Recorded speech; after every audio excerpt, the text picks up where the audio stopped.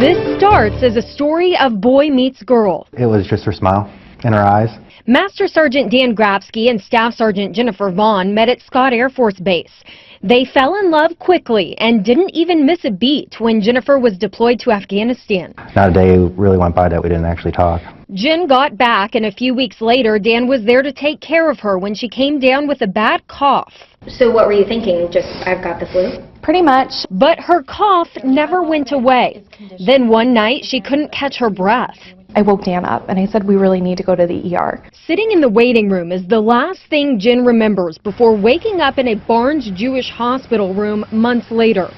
But Dan remembers those next few months unbearably well. None of it actually made sense to me at that point. Because Dan planned to propose on Christmas Eve.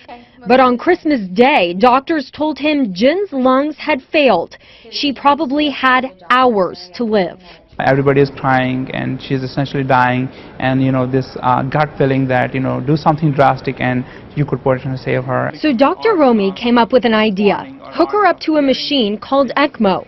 It usually serves as an artificial lung for newborns. It was a totally uncharted territory. A team of surgeons rushed in on Christmas to hook Jen up to the machine. We didn't know what to expect. So they waited, and the equipment that's normally supposed to support a newborn for days kept her alive for around 6 weeks while doctors gave her chemo.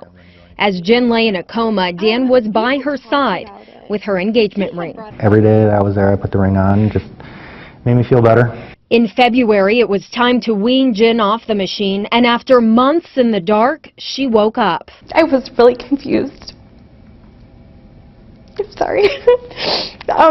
Because my family was there, and I knew something was wrong. That's when her family told her she had leukemia. The hardest thing was actually to see the look on their faces.